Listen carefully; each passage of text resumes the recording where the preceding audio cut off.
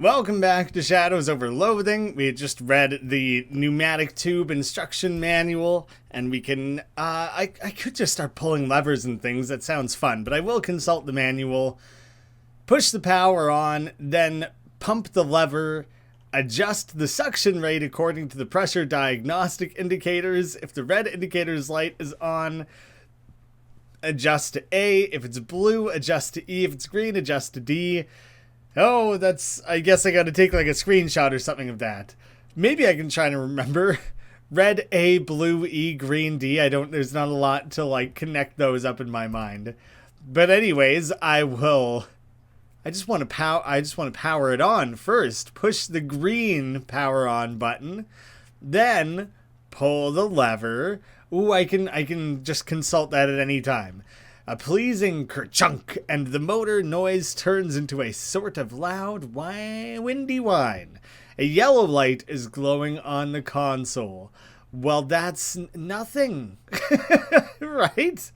Red, blue, green, yellow. Then I will turn the knob.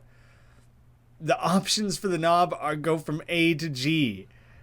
What? Then I'll turn it to A. You click the dial in place and the noise turns into a sort of shuddering growl for a second before an orange light flashes briefly and the entire machine shuts down. Is this like a Roy G. Biv thing that I need to be like, Roy? So that would be red A, orange B, yellow C, green D, blue E. I think that's what's going on here. That's a little tricky just to like keep track of. Pull the lever. Oh, consult the manual as well. That would also be helpful. A yellow light is glowing on the console. Then I will, what did I just say? It's the third, Roy. Turn to C. I've done it. Wait, was that it? Is it actually complete at that point? The machine is no longer responsive. Did I do it though? Do I need to push something under there to suck it all up? It doesn't seem to matter at all. Perhaps it's changed things up top? Well, one fewer thing to carry? Is that... Where did that come up? Well, crud. That was easy to miss. Whoops. Well, let's just go back and deliver the hat and see what happens from there. Oh, the handyman, or whatever, is here now. Charles Wallace. That I am. Pleased to meet you, Grammy. What do you do around here? Oh, your general handyman sort of stuff. I keep the lights on and the water running. Built the Detectatron and the Uncursing machine, too. Wow, that's some real high-tech wizardry. It's nothing, really. Let me ask you something. Anything I can help you with? What is it about an uncursing machine? Well, just tell me about it. Oh, I only built the thing. I can't begin to tell you how it works. The innards are all wired up to a little porcelain cat figurine that Murray found somewhere. Well, that's weird.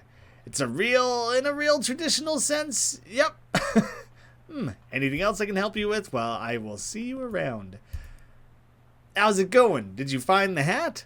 I found a hat. I guess it's the one you meant. It doesn't look unusual, although, yeah?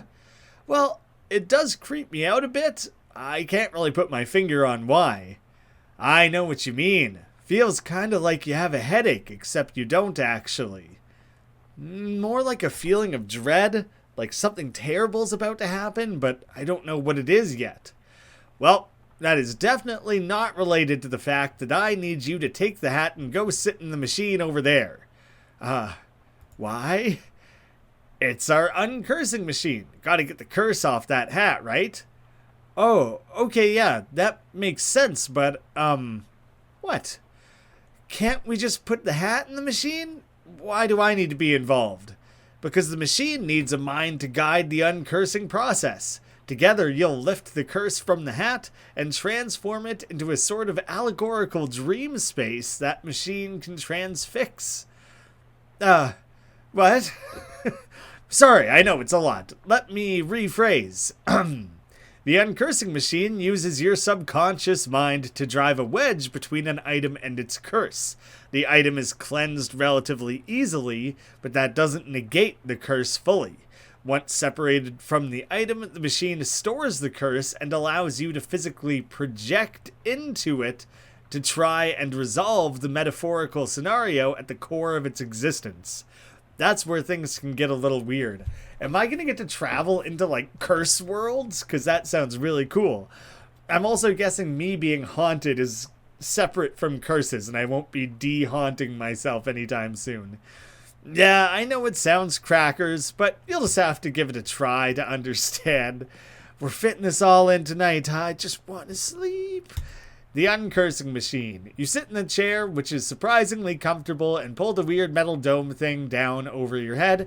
Gives you a nice trim along the sides, cleans you up. What would you like to uncurse today? The terribly cursed fedora? Not myself, I'm not on the list. No sooner have you sat down than the machine, with a hiss, positively whiffs the fedora straight up into the dome. The hat rattles around in there, angrily, like a snake in a cement mixer, and after a good loud minute, flops limp and wet into your lap. Like a snake that just came out of a cement mixer. Whatever ominous energy once possessed the terribly cursed hat is gone. It is now simply a terrible hat. The Uncursed Fedora. This hat is clean, both spiritually and lingerily. But the curse itself still lives, transfixed as a dreamlike construct within the machine. Like the ghost in the machine. Dang, I thought this would be the hard hat. Now, how do I get rid of that curse? Oh, I'm wearing it. I guess I didn't have a hat yet.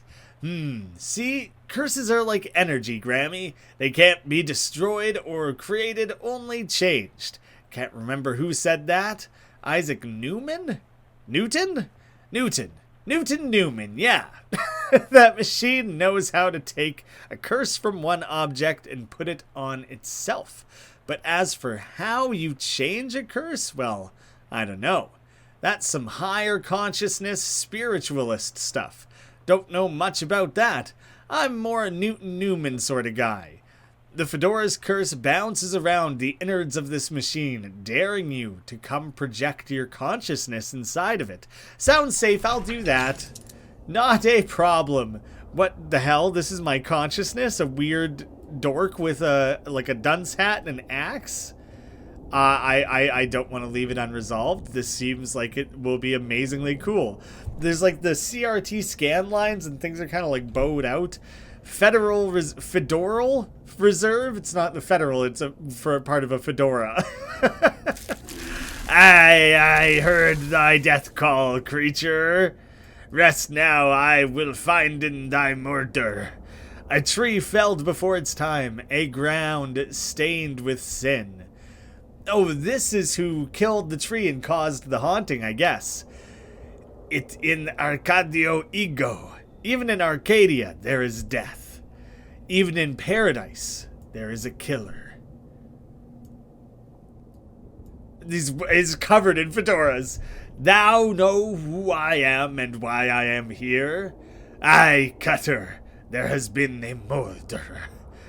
What knoweth thou of mordre? Like mordre? You're probably supposed to roll your R a little bit, and I can't roll my R's. Mordre. Can't do it, not gonna happen. That I did not do the murder, and that is all. What mo have thee for me? I like mo as a short for more. It's not old-timey at all, but we'll pretend it is. Only this. I am one of 3 brothers.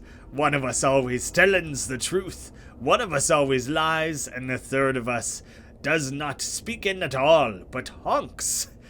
If I find in thee a liar, there is no thing I can do to save thee. Aye, Cutter, thou art a servant of the wood. Blessed be her branches. Blessed be. I love his triple fedora. Oh, okay, speckin' to the trees. Big power in the wood today, Cutter. Aye, a tree has fallen in the forest, and it has made a sin. but not me, a sinner, that I assure thee. Okay, so he's claiming to not be a sinner. Thou claim to be without sin? None of us is without sins, but mine do not run to murder. Then whose? Look for my brother. Lead me not astray. Thy speaking of 3 brothers. One who always lies the truth, and who doesn't speak but honks. What's specking thee of this? This is fairy talk. No thing has honkin' in this land since Mother Duck laid the big egg. No honkin' since then. No, sire. Well, I think he's the liar then, because he's denying that the honking exists. I like this guy's insane eyeballs. Something is rotten in the woodcutter. Aye, a murder. With perversions at its source. Well, maybe the first guy's the liar then, because no one is honking. Speak to me of perversions. I have no thing to say, for I do not tarry with them. What do thou tellin me? I am troubled by the mordor, but of it I know no thing. I warn thee, my forgiftness makes no room for liars. Thou wilt do what thou must, cutter, I have no doubt. I just like the way that they call me a cutter rather than like a lumberjack or whatever. A forester, I don't know, cutter. It's very intense. Aye, now make like a tree and get the fuck out of here. Thy brother spickin' of 3 brothers. I do not hunken, sire. I swear in upon it. Thou never hast thou hunken? Never, never. 'Tis a sin in mine eyes. And there's nothing past them. Long may they grow, thee grow. Okay, the second tree. Alright, the first tree. I say, I did not do the murder. I also say of the 3 brothers, thou lie about hunkin'. What say? Thy brothers hunkin' not. Thou wouldst lie to the cutter of the wood. Thou wouldst do murder in the wood. Aye, thou hast the right of it. I sought only to distracten thee while I'm making my escape. Goodbye, cutter. Do not run from me, tree. You're very terrible at escaping. Thou do not run? Nay, I growen. In 100 years I will hath grown so tall and strong, thine axe will never fellen me. But I will not wait 100 years. Die, murderer. Execute. That's not fair. Aha! I have got you. I will just grow to my maximum height. I loved that. Big rot in the wood today, cutter. And wait, what? No, that's not you. You don't talk like that. Dark thoughts of trees, axes, and bloody sap cling to your skin. You shake them off like dreadful cobwebs. A little bit of XP. You're not sure what just happened, but as you turn over the formerly terrible cursed fedora in your hands, you feel confident that the curse which plagued the starchy little felt thing is finally gone for good. You put the hat back on. It nearly sparkles now, uncursed. It's both clean, spiritually launderly, adds to the max HP, which is pretty huge. That's like a big step up. Now all you've got to reckon with is whether you're the kind of guy who goes around wearing a fedora. I love it. It'll do. I love it. We'll stick with it. I have 50 experience, so I can buy this one to get more item, more meat, which I'm guessing will benefit me quite a bit long term. And I'll have enough left over when I potentially need one of those. I'm a little bit bummed that the hat covers my cool hairdo, but I'll get by. Speak to Charles Wallace. Anything I can help you with? Nothing right now, Charles. How'd it go? It worked, I guess. Great. What was it like? I had some kind of crazy dream. There was a woodcutter. It was me, I guess. And these talking trees, and one of them had sinned. You know what? Never mind. Some kind of crazy dream is plenty for me. Okay, good. Let's leave it at that. Give a little gab. How long have you lived here? Oh, yes, all of Gabby's life is here. Gabby's great-great-great-grand Gabby came and popped just some blocks from over there. Or to popping, as they say. Wow, so your family's been here for quite a while. Yes, 14 years. How'd you get mixed up with Murray and the whole antique thing? We've heard this story before. I'm going to bed. I'm tired. It's a shelf of knickknacks and tchotchkes. There's an old rag doll on the top shelf. Must have been left by the previous tenant. Walk away. We're not going to take it. Lots of empty space in here. You should try to acquire a bunch of random crap to clutter it up with. A television set. You've heard of these. Unfortunately, no shows have been invented yet. Well, dang, got the timing just wrong. A simple writing desk with no chair or pens or paper or anything. Finally, time to get unpacked and get some sleep, or we can finally see what's in our trunk. Ah, what the heck? You stamp out the flames, but it's a total loss. Everything you own has been reduced to ash. Everything? Everything except, bizarrely, the stamp from Murray's letter. The stamp from the letter Murray wrote you was the only survivor of your luggage inferno. It's got a picture of a cute dog on it. Weirdly, it isn't even charred. It's a quest item that'll come up later, I'm sure. You are very tired, very ready for this day to be over. I made up the word tired, wasn't a part of it at all, apparently. Yeah, 50% raise to the health with that hat upgrade. Very stoked on that one. Ooh, that was fun. Oh, cool. Is every night gonna have like a little side quest? Maybe all of this stuff, like the nightly things and the cursed items, is instead of the random encounters from like just wandering the map. I'm guessing they'll still include some of that. It felt too important to the identity of the series to have that sort of randomness. And this would just be yet another way. So are we still in the same room, just seeing like the past, all those books flying? It's a poster of my favorite literary ghost. Lots of people in this hallway, it seems. Hello? Hello? That doesn't even look like the guy I think I just talked to. Nice faces you've got there? Oh, is he changing? Do you know which locker is mine? I can't remember which locker is mine. I'm sorry, I don't know. It's alright. I'll figure it out eventually.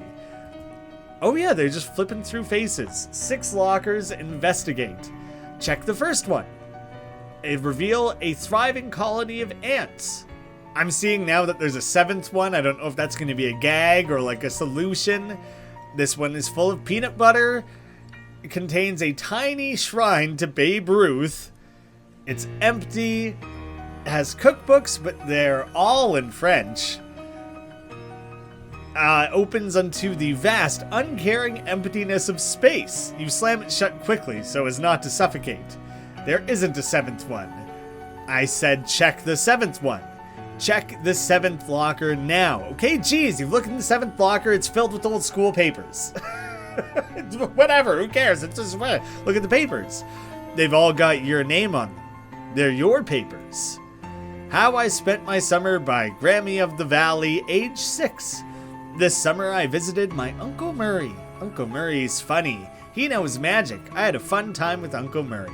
Look under the papers.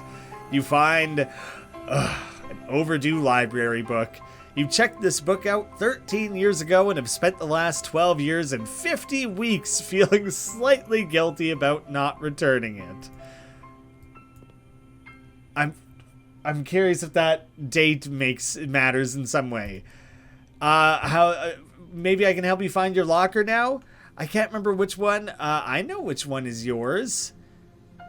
I don't know anything about you though, young little kid. The second one, the peanut butter one.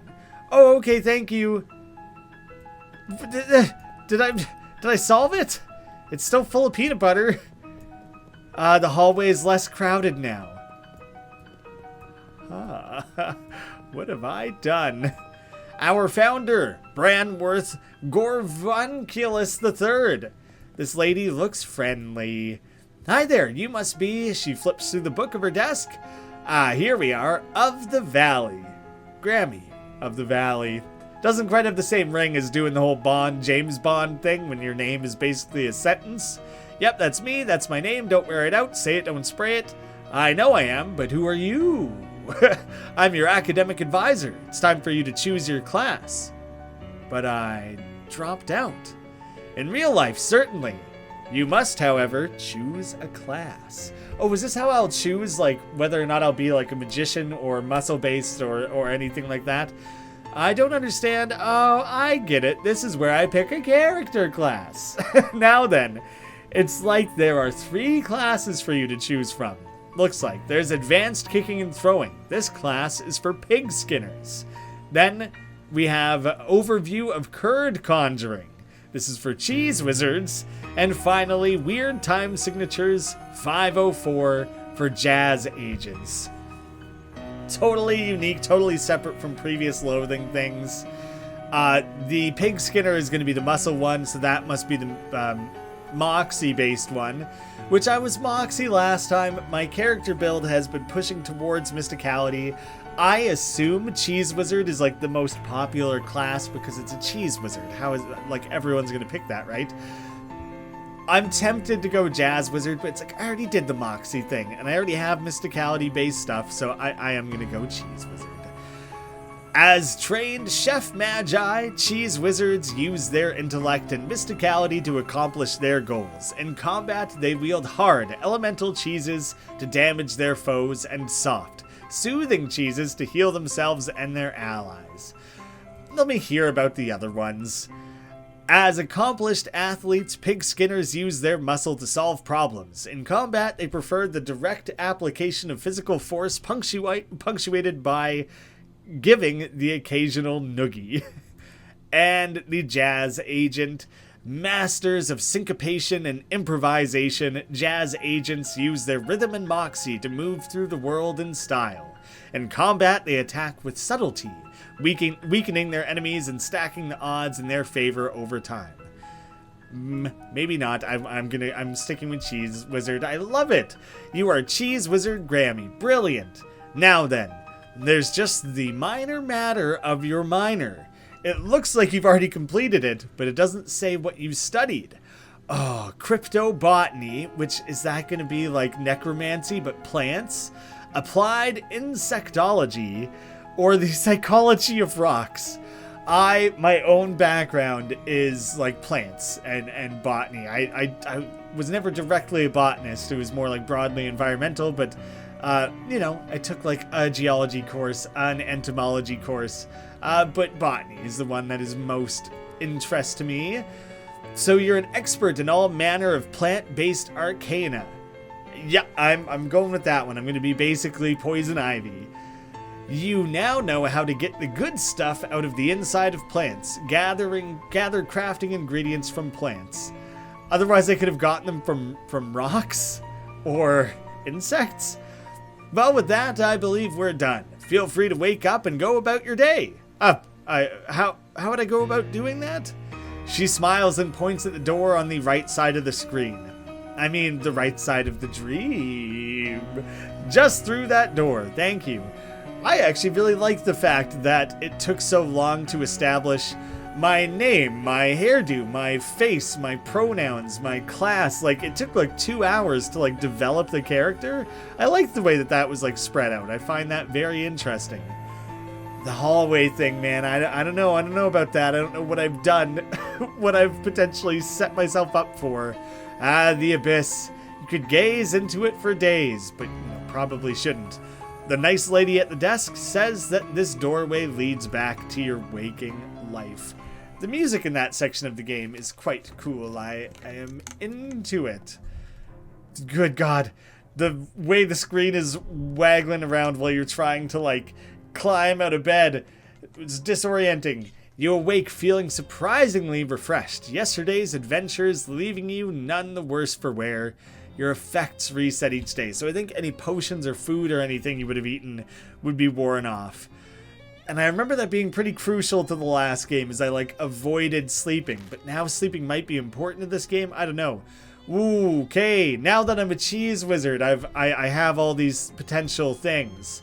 I have my new crypto botanist, still haunted. What can I possibly build up to with all this? Maybe I never do bother with those unless I absolutely need them. God, a lot of these things are pretty expensive.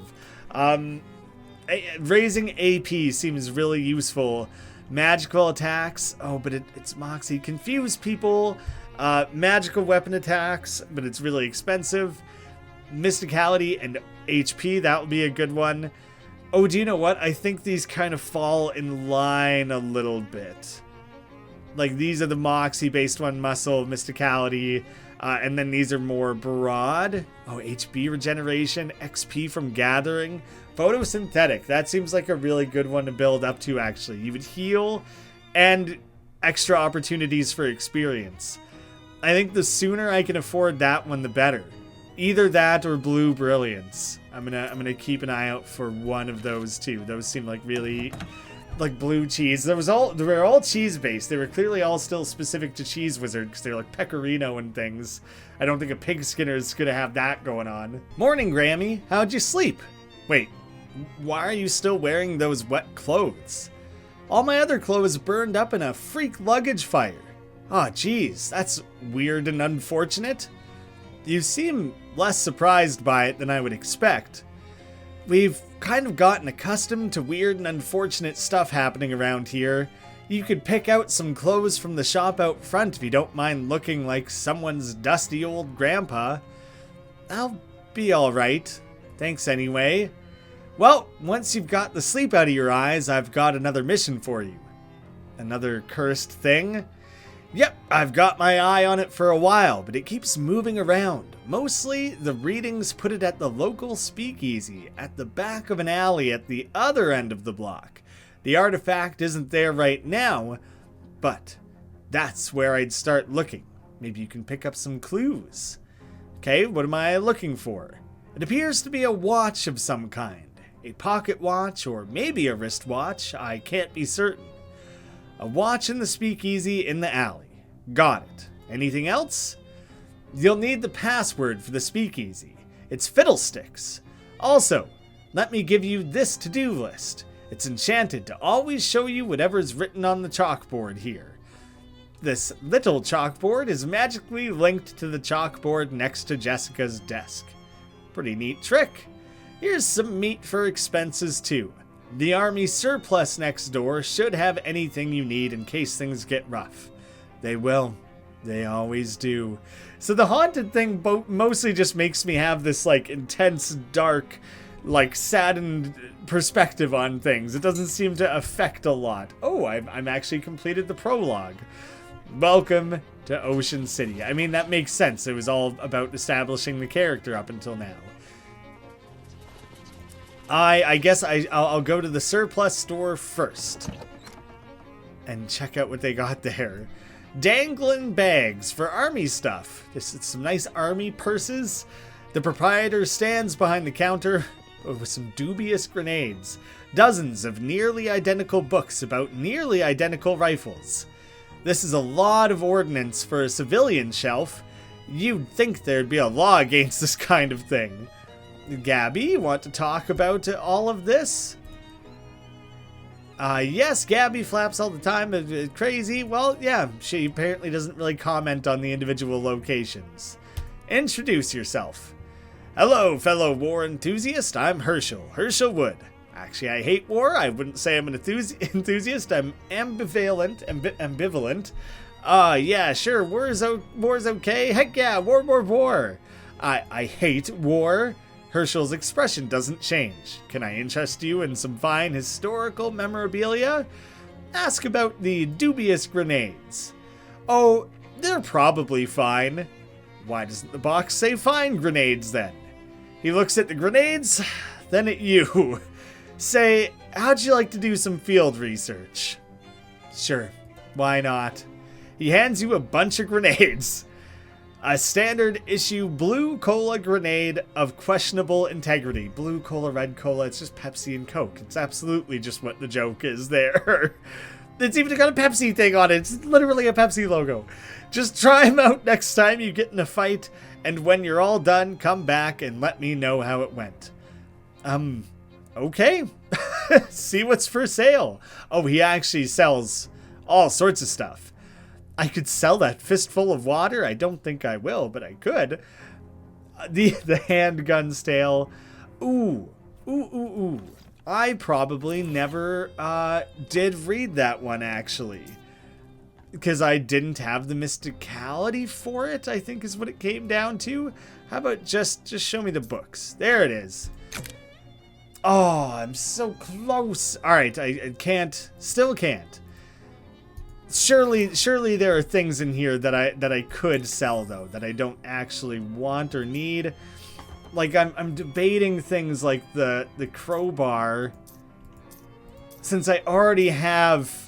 Although I should hang on to it, because the crowbar and the fishing rod, I think, probably can interact with things. But the bat, I don't think the bat will matter, so I can get rid of that for sure. And so much of the rest of this just isn't really worth selling currently. Not until I have, like, replacements, I would say. The Cola Wars gas mask. I should read through things just because they're guaranteed to have jokes attached to them. They've made a few critical advancements in gas mask technology since the Cola Wars, but these old-style ones have the advantage of being slightly cheaper. The haversack. They call it that because it helps you have things. Extra item drops. A helmet. A simple helmet from a complicated time. The ration cigarettes. Can you believe they used to issue cigarettes to soldiers?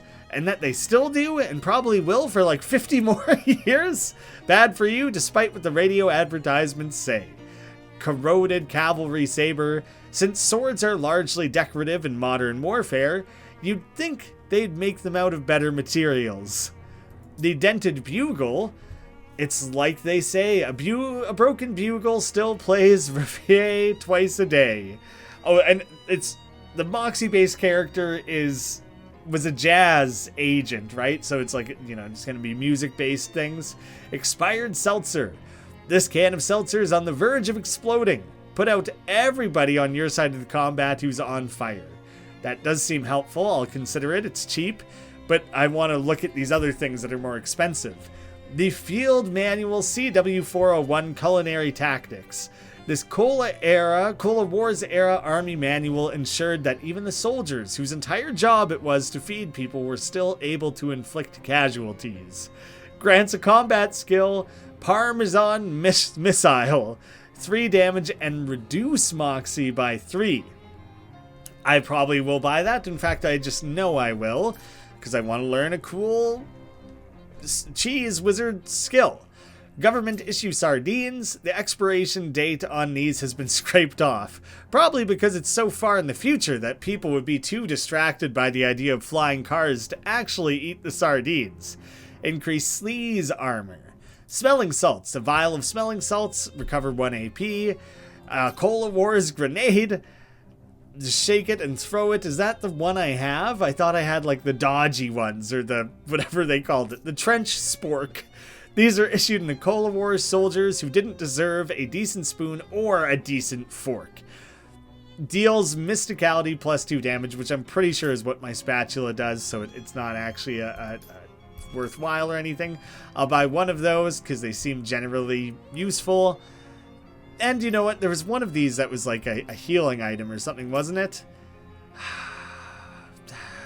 Maybe I'm sure there's a time where that will come in handy and I'll be glad to have it. The Field Manual, read it. You read the book and learn an efficient, battle-tested method for hurting people with cheese. The harder the cheese, the more damaging the projectile.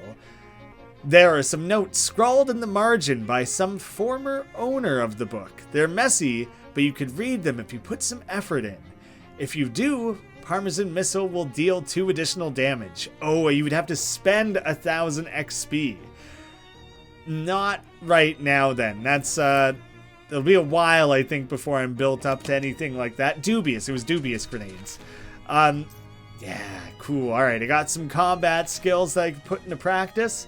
And with that, that's another episode down. The time just flies. I get so wrapped up in these games.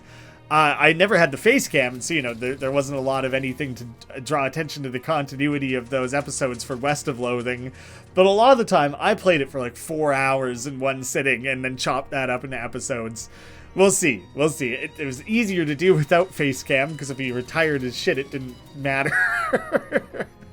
Not that I care that much. Whatever, you know, I wouldn't do face cam if I cared. Thank you guys so much for watching. Don't forget to pitch me on video titles, and I hope to see you again soon.